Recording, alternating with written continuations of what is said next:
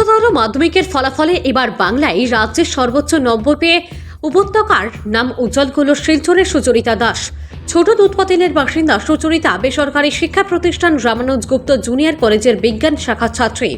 উল্লেখ্য, মা বাবা ও বোন সহ শিক্ষকদের অনুপ্রেরণা পেয়ে সুচরিতা দাস এই বৃহৎ সাফল্য অর্জন করেছে বলে এদিন সংবাদ মাধ্যমকে জানিয়েছে সে। বাবা পেশায় একজন ফার্মাসিস্ট। দীর্ঘদিন যাবৎ বাবা গ্রামের মানুষদের সেবা দিয়ে যাচ্ছে।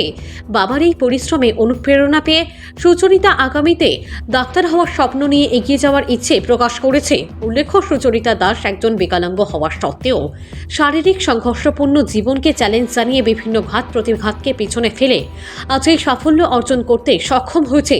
তার এই সাফল্যে পরিবার সহ শিক্ষক শিক্ষিকারা খুশি ব্যক্ত করেছেন। সুচরিতা দাস তার সাফল্যের জন্য পরিবার পরিজন সহ শিক্ষক শিক্ষিকাদের প্রতি কৃতজ্ঞতা জ্ঞাপন করেছেন।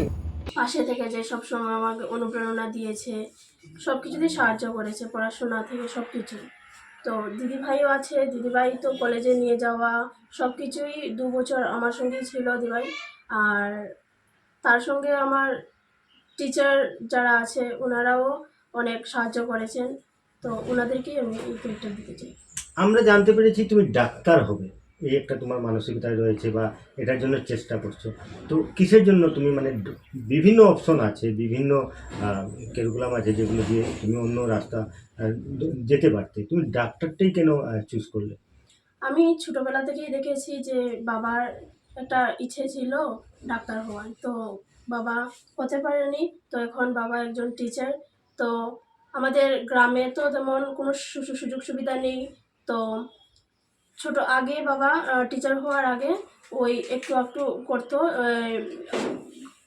গ্রামের কোনো যদি ফোন করো তো যেত বাবা ওইখানটায়।